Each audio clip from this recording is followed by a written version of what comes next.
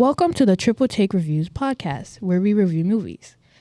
My name is Imaya, and I'm your host, and I'm here with my co-host, Akshita and Chrisania. Have you ever moved into a new house and started to experience paranormal things?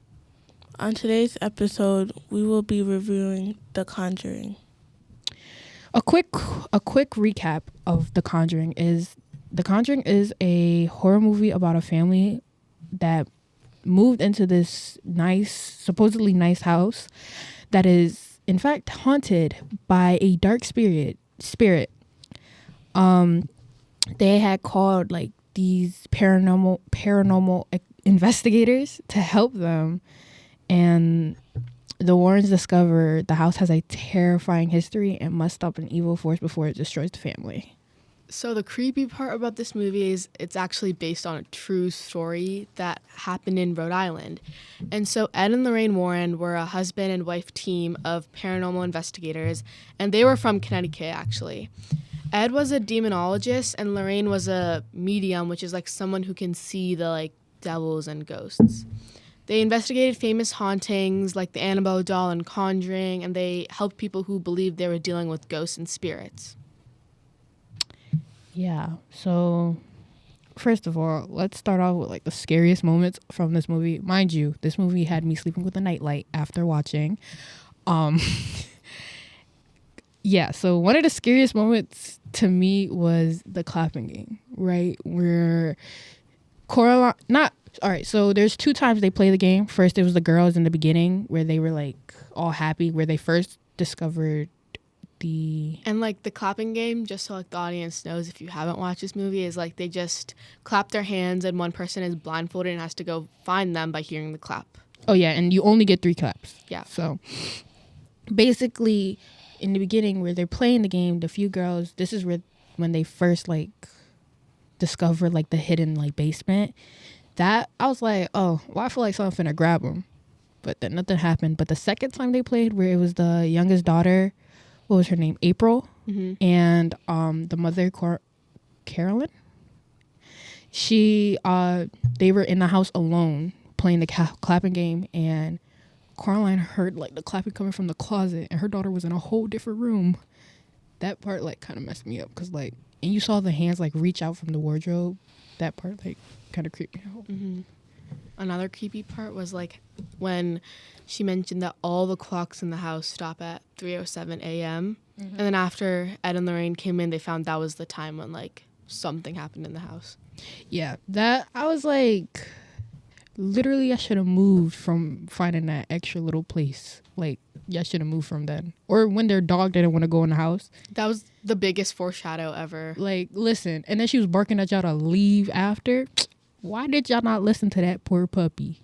Like, yeah, it was kind of sad when the dog died. Yes. When April went outside to find the dog and it was dead. Poor Sadie. We love you, Sadie. Another moment which was scary to me was the Annabelle introduction. Like, it showed like in the beginning of the movie, we're like introduced to like these teenagers or these like fresh adults living in a house together. It's 2 girls and I think that's it. And they have the doll. They're like, oh, well, the little girl says she wanted to play with us, so we told her she could take over the Annabelle doll. What? And then you're letting her live in the house with you? And then when you're finally scared of her, you go dump her away, and now you're mad because she don't want to leave? Seems like you dug your own grave with that one. That part, like, I just don't get... I don't get it. I also don't get how the Warrens have all the haunted things just living in their house. Like, all them locks is not finna do nothing for the ghosts. No, I know. They have, like, every single thing, like, any trinket they found doing these investigations all in that one room. And they have a daughter, too, who's probably curious, because in that scene, she was, like, hiding when he was giving a tour, trying to, like, look at the doll. Like, listen, in my opinion, why you got all that stuff in your house? Y'all could bring that to, like, a remote location or just not have it at all. Burn it. But I know they said that if we burn them, it's like gonna release whatever's trapped in there, and it will go find a new like vessel.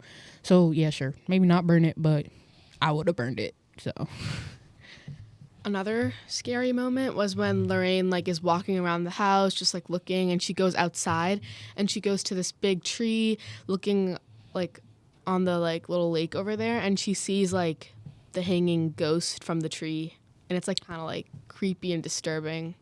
In my opinion, that ghost is petty.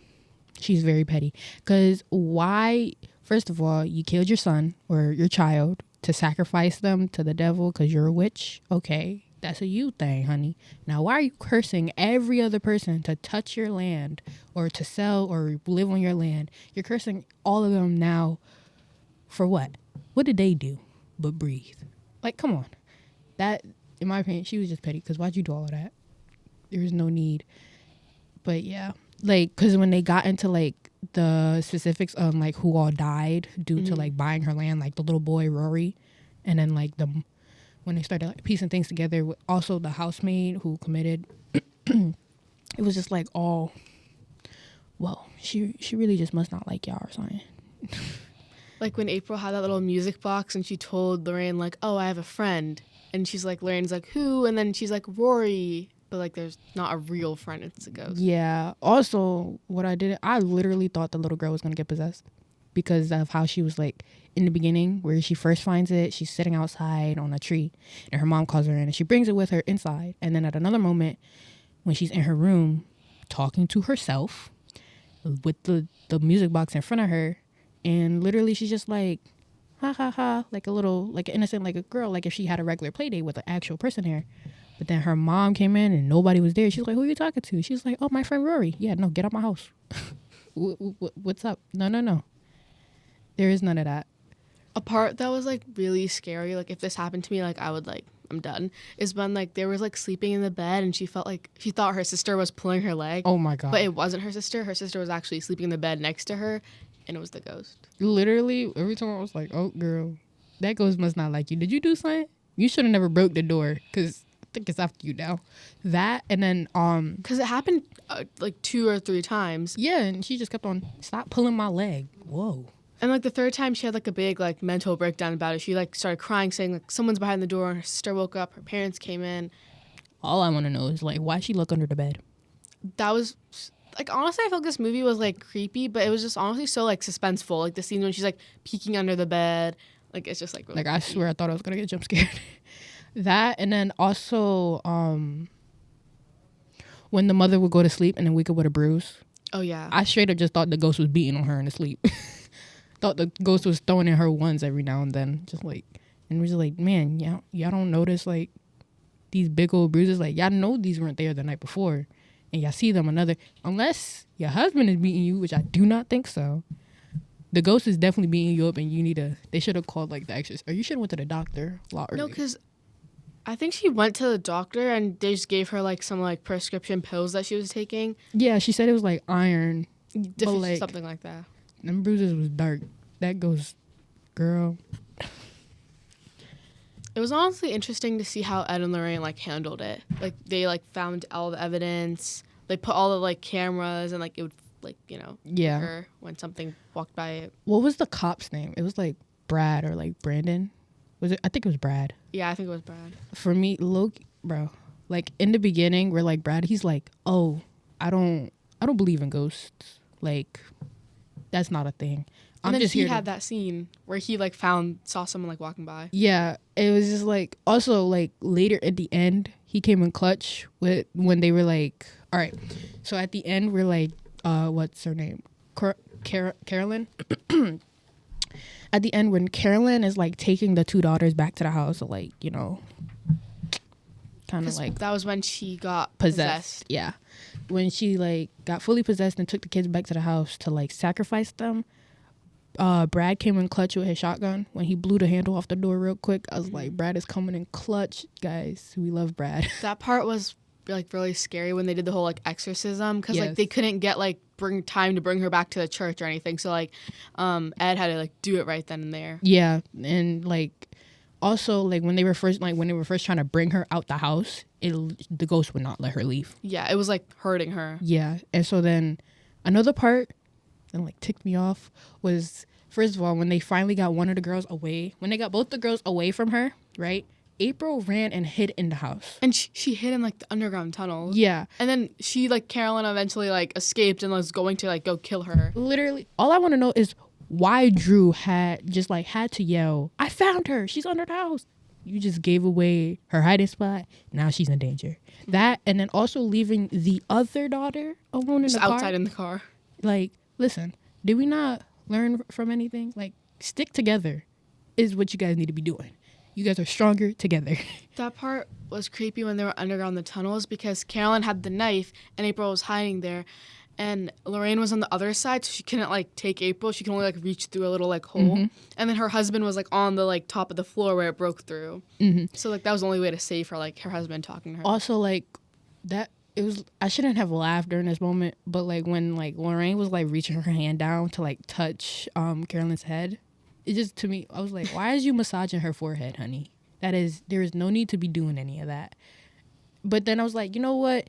Actually, there is a reason. She's trying to get to her, like, get to her heart, tell her, like, listen, you need to stop this. That's your child. You said you wouldn't hurt her. And I was like, touche. But let's leave the heads alone from that one. The movie altogether, in my opinion, I did not like the movie. Sorry. It's just the whole based on a true story thing that kind of sets me off. Like, I would never go back to rewatch this. But, like, on, like, a movie level, like, how good the movie was produced, it's a good 10 out of 10. And I really like the way that they, like, they pieced, not even, all right. So this is based on a true story. So basically everything they said they did in the movie was historically accurate or Like close true. to. Yeah. And so, like, for them to piece together something that probably didn't have, like, that much of, like, no, like, recording of it or, like, more evidence of it, like, fully happening for real. I'm really impressed with how they, like, really pieced it together and made this, like, really good movie. Mm-hmm. And it's like I feel like the plot and the storyline is there. Like, yeah, everything ended up connecting back together and coming back together. Like, Like the final moment. like a full circle type moment. It was a really good movie overall, but I would not watch it again. In my opinion, I love the movie. I feel like it's like a classic horror movie. I honestly, like, on a scale of 1 to 10, how, like, scary would you rate it? Oh, sorry, but my rating goes above the scale 10. you gave me. I'm sleeping with a nightlight, guys. I'm kind of scared. I feel like on a scale of 1 to 10, scary, I'd give it like a 4. Because I feel like there were scary moments, but it was mostly just like the suspenseful moments. There wasn't actually like anything like scary. Yeah.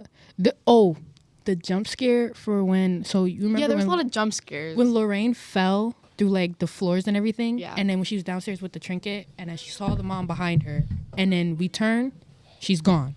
And then when we turn again, she's in front of us. That, I fell off the couch. It was, you know, it was like, it was expected, but so unexpected. Like, we knew she wasn't going to be there when we turned around. But then we expected her to be somewhere else. Not right in front of me, though. Yeah, I feel like there was a lot of like jump scares, like creepy moments that kind of made it scary. But I like the movie. Like, I think it was a good movie, good horror movie. It's like a classic horror movie. Like, if you're like, oh, I want to start watching horror movies, I feel like this is a place to start. To be completely, I would recommend this to people, like, either in their mid-teens and older. Yeah, definitely not kids. Definitely Too not scary kids. for And that. if a child wants to watch it, make sure you have a parent or guardian really close by. Like, basically, they need to be towering you while you're watching the movie, because you will get frightened, and it might, like, you might have to, like, start sleeping in your parents' room after that. So yeah, if you're under, like, your mid-teens, so like 16, 15 years old, I would not recommend this movie for you. Unless you're, like, a boss with scary movies, then be my guest. That's a challenge for you. But yeah, overall, the movie is a 10 out of 10. Movie-wise, for me, 0 out of 10. Oh. Would never watch it again. But that is the end of our podcast. And we would like to thank you for listening. And Don't forget to tune in next week. And next week, our movie we're watching is Kissing Booth, which is a romance movie. So watch it too so you can hear our thoughts. We hope you enjoyed, and we can't wait to see you in the next episode. bye.